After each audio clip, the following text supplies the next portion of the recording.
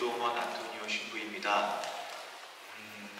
주임 신부님이신 이효섭 요셉 신부님께서 제게 이 자리를 대강에서 한 재작년부터 50주년 꼭 와야 된다고 계속 노래를 부르시다시피 하시면서 저한테 부탁을 하셨습니다. 그리고 지난번에 통화할 때도 저한테 신부님 50주년 하시더라고요. 네, 그렇습니다. 무엇보다 먼저 이 난곡동 성당의 50주년을 진심으로 축하드립니다.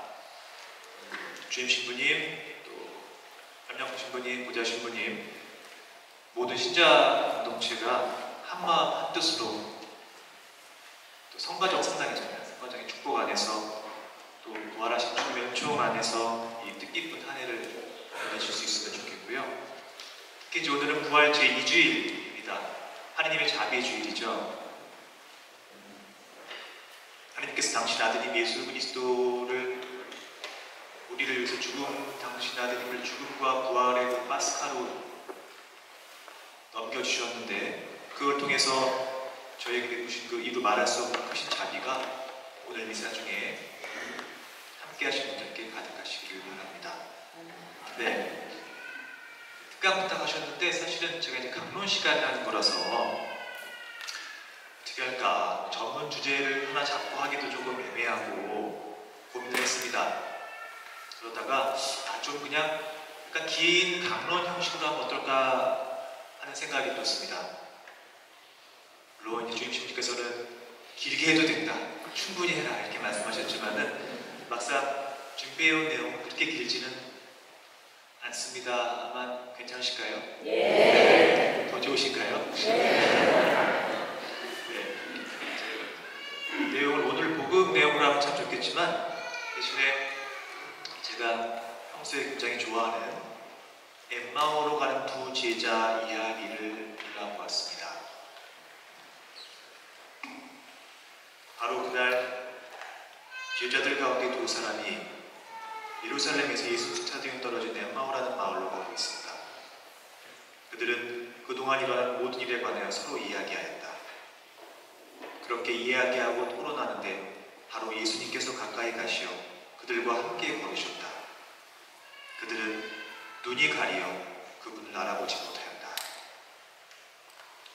네, 우리가 잘 알고 있는 엠마오로 가는 두 제자 이야기입니다. 예수님께서 십자가에서 죽으심을 당하신 이후에 그분의 부활 날 두 제자가 예루살렘에서 가까운 엠마오라는 작은 마을로 가고 있는 그런 장면이죠. 제가 31피정이라고 했는데, 여러분 혹시 31피정을 아실까요? 한 달 피정? 네, 아마 일부는 아실 것 같은데, 신학생들 같은 경우에는 부재 수금을 앞두고 한 달 정도 피정을 하게 되고요. 그 피정은 일종의 이냐시오식 묵상입니다. 이냐시오식 묵상이 뭐냐면은 성경 장면을 택해서 그 장면을 머릿속으로 쭉 상상을 하고 자기가 상상한 성경 장면으로 들어가서 쭉 묵상을 하는 건데, 마침 하루는 제가 바로 이 엠마오로 가는 두 제자 이야기를 묵상을 하고 있었습니다. 이제 성당에 앉아서 눈을 감고 엠마오로 가는 두 제자가 가는 그 길을 쭉 머릿속에 이제 떠올리고 상상을 하고 있는데, 어느 순간에 그 길이 제가 잘 아는 어떤 길로 보이는 겁니다. 이 길은 내가 아는데, 내가 지금 상상하는 이 길은 내가 굉장히 낯익은 길인데, 이게 어떤 길인가 봤더니 신학교가 해화동에 있는데, 해화동 로타리에서 저기 그 성북동 가는 2차선 도로가 있습니다. 아시는 분 아시죠? 경신고 있고 설거하고 있고, 그 다음에 왕돈가스집 있는 그 아시죠? 유명한 왕돈가스집. 그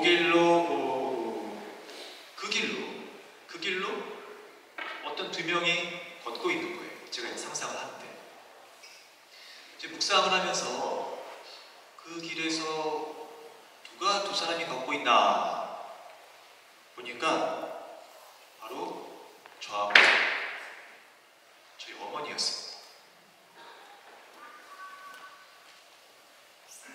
이제 그 길은 사실은 제가 고등학생 때 학교하고 집하고 왔다 갔다 하던 그런 길이었거든요.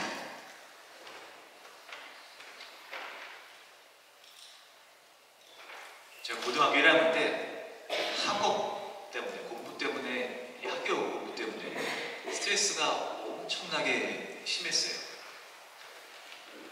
저는 시험을 쳐서 들어가는 학교 특목고를 다녔거든요. 이제 고길에 있는 그 친구 앞에 맞은편에 서울과학고가 있는데 서울과학고를 다녔습니다. 아주 어떻게 하다 보니까 운 좋게 그 학교에 합격을 하고 그리고 이제 기대 반, 걱정 반으로 학기가 시작이 됐는데 학기가 시작하면서 인생에서 정말 두 번 다시 되풀이하고 싶지 않은 그런 고통이 시작이 되더라고요. 일단 수업을 제가 따라갈 수가 없었습니다. 아무래도 뭐 과학부 수업이라서 수학이나 과학 이런 수준이 너무 높았고 진도는 또 뭐 그렇게 빨리 빼는지 고등학교 과정을 1년 반 만에 다 마치고 그런 게 있었거든요.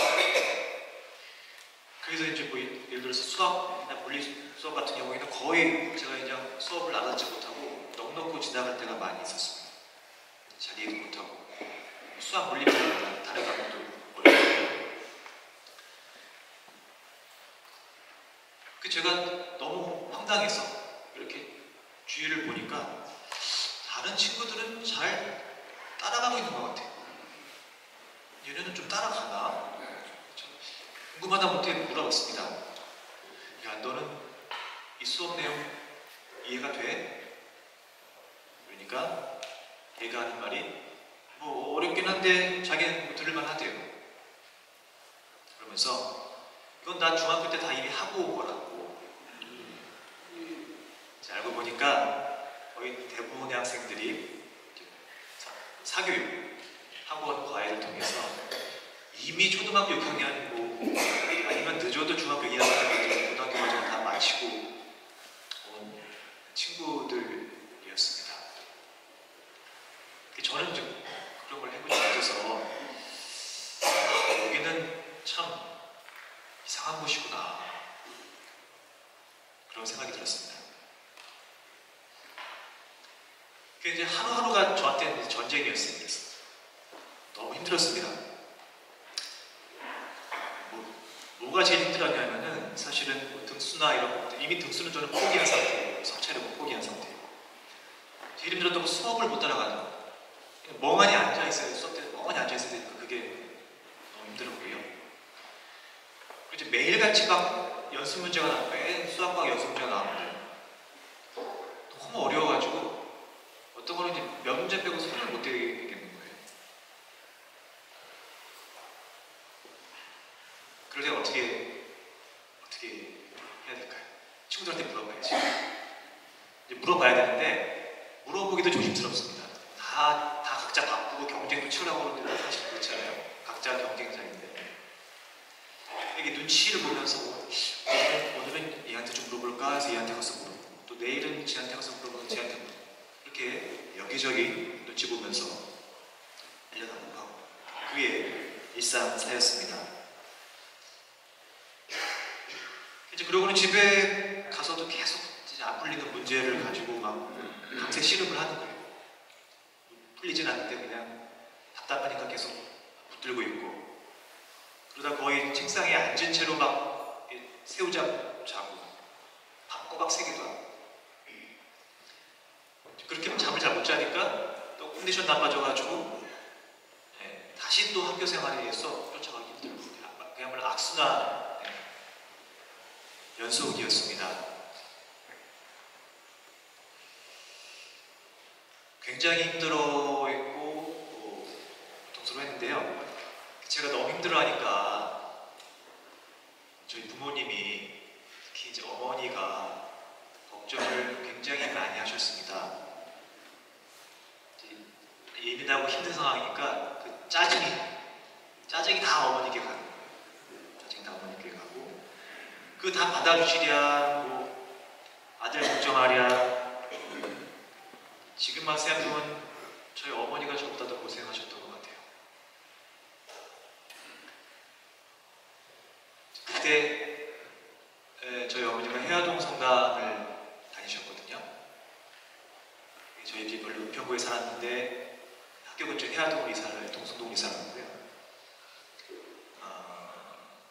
이제 어머니가 아들이 걱정이 되니까 늘 성당 가서 막 우시면서 기도하시는 게 일인 거예요. 그러다가 하루는 성당에서 고해성사를 보셨는데 마침 해동 성당의 막내 보좌 신부님께 고해성사를 보셨다고 하고요. 뭐라고 보셨는지 모르죠. 고해성사니까. 근데 이제 그 보좌 신부님이 어머니가 굉장히 딱해 보이셨나 봐요. 그래서 성사 때 자매님, 내가 성사 끝나고 면담 해줄 테니까 잠깐 기다리시라. 그리고는 어머니 면담도 해주시고 위로해 주시고 격려해 주시고 그랬는데 그분이 누굴까요? 바로 눈치채셨네요. 맞습니다. 주일주일씨 이어서 요셉 신부님이시고 그런 인연으로 제가 신부님과 함께 알게 된 겁니다. 굉장히 고마우신 분이십니다. 그때가 1997년이니까 벌써 28년 전.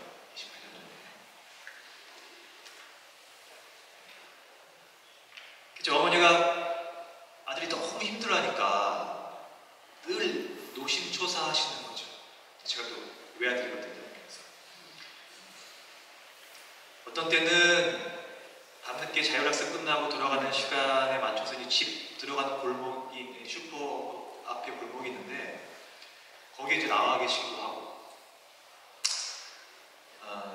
아주 가끔은 학교까지 와서 기다리시기도 해요. 그럼 저는 어떨까요? 뭐라 하죠? 엄마 왜 내가 애도 아니고 여기까지 와? 좀 그렇잖아요. 고등학생이 무슨 애기도 아니고 엄마가 학교 데리러 오는 것도 아니고 다른 친구들한테 좀 창피하기도 하고. 그 당시에 저를 제외한 거의 대부분의 학생들은, 친구들은 이제 다른 데서 통학을 하는데 그냥 통학한 게 아니라 부모님이 차로 왔다 갔다 데려다 주시거나 아니면은 비슷한 지역에 사는 애들끼리 대절버스를 운영해가지고 그 버스나 차를 타고 갔어요. 저는 주로 집이 가까운 혼자 왔는데 그러다가 어머니 오시면은 사실은 좀 그러거든요. 저는 혼자서 이렇게 오고 그 아이들은 같이 뭐 대절버스를 타든 부모님이 차를 데리러 오시든가 그렇게 가는 걸 보면은 뭔지 모르게 마음이 좀 그렇습니다. 그런데 마침 어머니가 가끔 이렇게 오시면은 이거 왜 왔어? 라고 하면서도 내심 좀 반가운 거예요. 늘 이제 한밤중에 자율학습 끝나면 일하시던 한밤중에 이제 집에 혼자 오랬는데 어머니가 오시면은 바로 같이 둘이서 그 길, 아까 말씀드렸던 해화동 로터리에서 왕동버스 가는 집 그 길로 이제 걸어서 오는 겁니다. 길을 가면서 어머니랑 이런저런 얘기도 하고 오늘은 좀 어땠어? 오늘도 어려웠어? 힘들었어? 오늘도 힘들었어? 그런 얘기를 쭉 하는 거죠.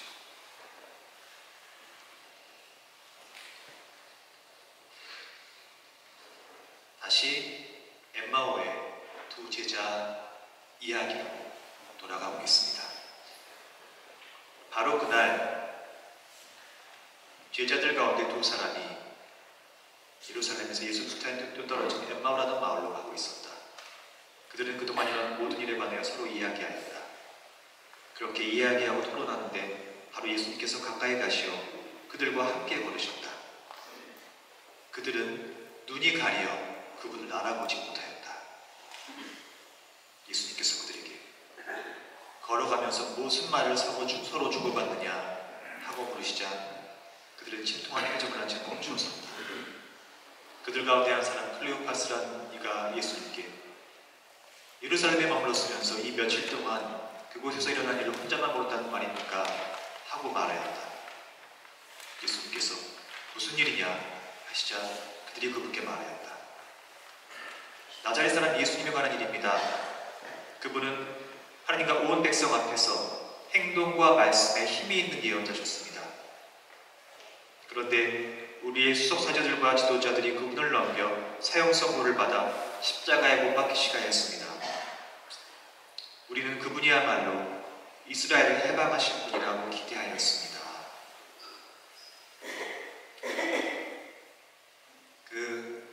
엠마오로 가는 두 제자의 마음이 어떠했을까요? 제 생각에는 여러 마음이 교차했을 것 같습니다. 일단은 충격은 공포였겠죠. 충격, 공포, 슬픔, 절망. 왜냐하면은 스승이 갑자기 죽음을 당했습니다. 불과 며칠 전만 하더라도 예루살렘 주민들이 호산나 다윗의 자손 환호하면서 맞아들던 그분이 불과 며칠 사이에 잡혀서 십자가형에 처해서 죽음을 당하셨습니다. 제가 제자들 중에 하나라도 제정신이 아니었을 겁니다. 실제로 스승이 예수님께서 체포되실 때 제자들 가운데 한 사람도 남기지 않고 다 도망갔습니다. 패닉에 빠진 거죠.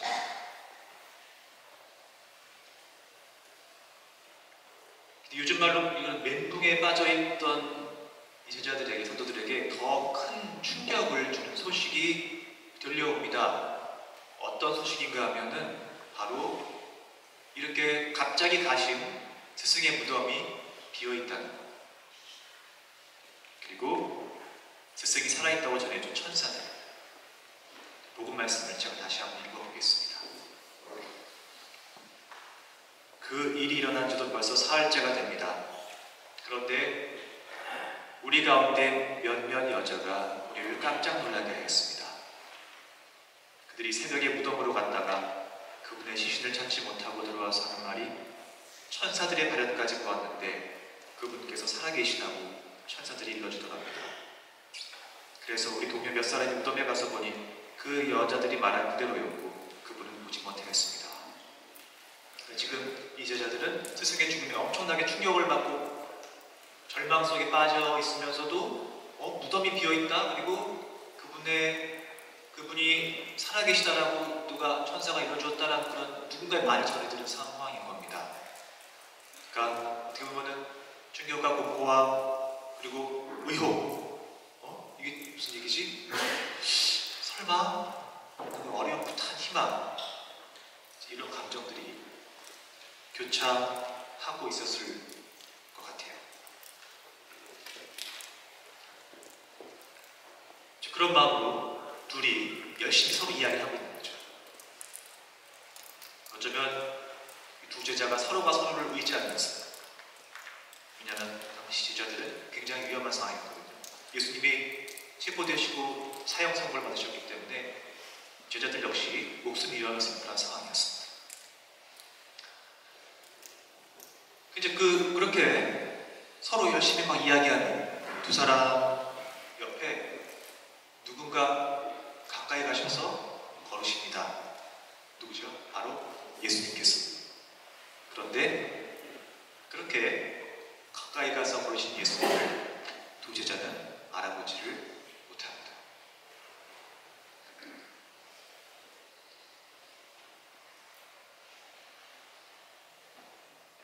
어쩌면 그 해화동에서 성북동 가는 좁은 길, 그 길을 가던 저랑 어머니의 심정도 이와 비슷하지 않았나 생각을 해보게 됩니다. 제 고등학교 첫 학기에 학교 공부, 학교 상황이 너무 힘들어서 극심한 충격과 절망에 빠져있던 저, 그리고 이제 그런 저를 옆에서 보시면서 아주 애끌어하시던 저희 어머니,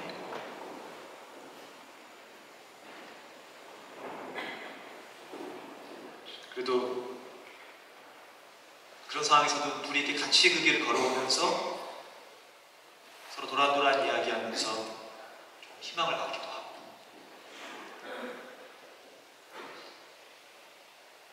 31피정 때 머릿속에 그 엠마오로 가는 길을 떠올린 순간 제게 펼쳐진 길은 바로 이제 그 학교와 집을 오가던 길이었고요. 그리고 엠마오로 가던 두 제자는 저랑 어머니였습니다. 이 둘이서 막 뭐라고 도란도란 이야기하면서 걷고 있는데, 제가 묵상하는 중에는 뒷모습이 보였어요. 뒷모습이, 두 사람 뒷모습이 보였는데, 이제 다시 제가 자세히 제가 만들어낸 그 묵상의 상상 안에서 이야기하는 묵상 안에서 두 사람 옆에 또 누가 걷고 있는 거예요. 보니까 누구였을까요?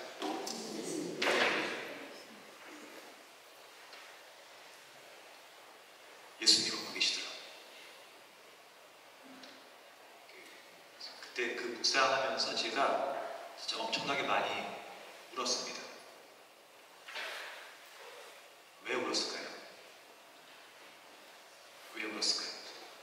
감사해서 울었습니다. 사실 그때가 이제 돌이켜보면 저한테 굉장히 제 인생에서 아주 큰 위기였던 시기였습니다. 다행히 뭐 나중에 공부나 학교생활 적응을 잘해서 잘 넘겼고 잘 지나갔는데, 그렇게 다 잘 넘기고 다 잊었다 생각을 했는데, 그리고 또 15년 뒤에 신학교 6학년 때 엠마오로 가는 두 제자 묵상을 하면서 그 시절이 다시 떠오르게 된 것이죠.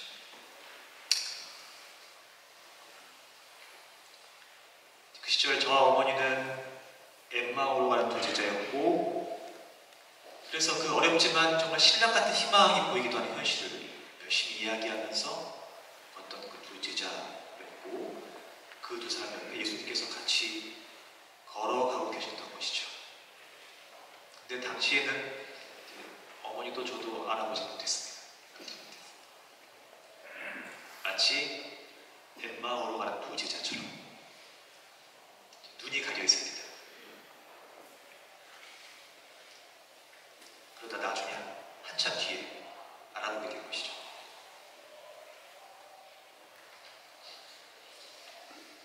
복음의 결말 부분입니다.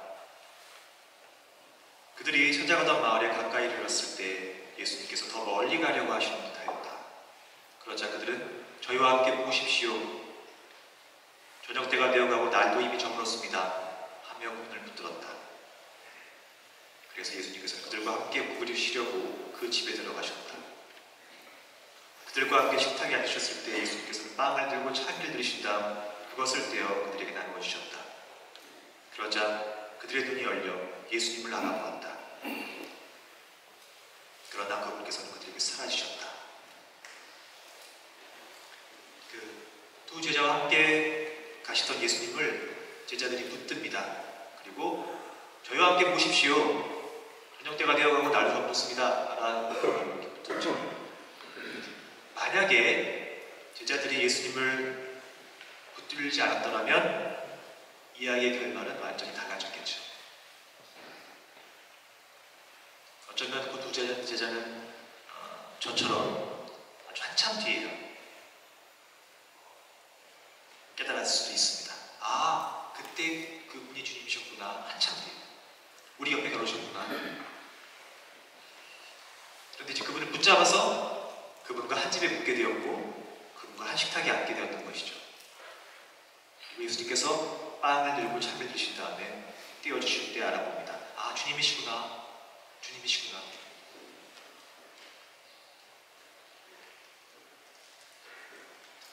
이게 중요한 것 같습니다. 예수님을 붙잡는 것. 한 집에 묵고 한 식탁에 앉고. 저는 이 세 가지를 이렇게 정리하고 싶습니다. 예수님을 굳게 믿고 그분의 집인 이 성당에 와서 주님의 만찬, 즉 미사에 오는 것. 좀 부끄러운 이야기인데요. 제가 사실 그때 그걸 좀 많이 소홀히 했거든요. 힘들 때 예수님께 의탁할 생각 안 했었고요. 그 시절에 신앙생활도 굉장히 소홀히 했습니다. 지금 와서 돌이켜보면은 그때 만약에 제가 예수님을 찾고 굳게 믿고 붙들고 그분과 함께 식탁에 앉았다면 어쩌면은 그 힘든 현실 속에서도 나와 함께 걸으시는 예수님을 알아볼 수 있지 않았나 생각을 하게 됩니다. 만약에 그렇다면 똑같이 힘든 현실도 완전히 다르게 체험할 수 있었겠죠. 제가 여러분께 들려드리고 싶은 성가 하나 준비했는데 같이 한번 들어보실까요? 네.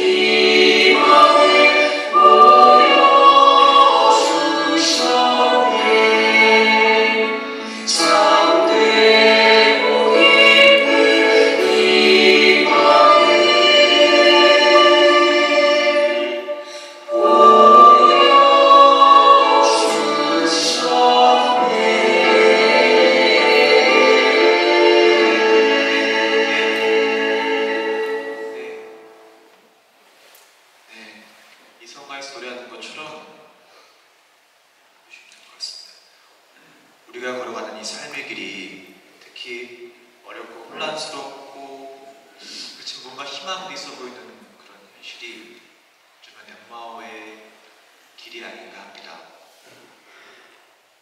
우리가 그 길에서 걸을 때 예수님께서 어느덧 오셔서 우리와 함께 걸으시죠. 근데 이제 우리 잘 모릅니다. 많은 경우 현실에 눈이 가려있기 때문에.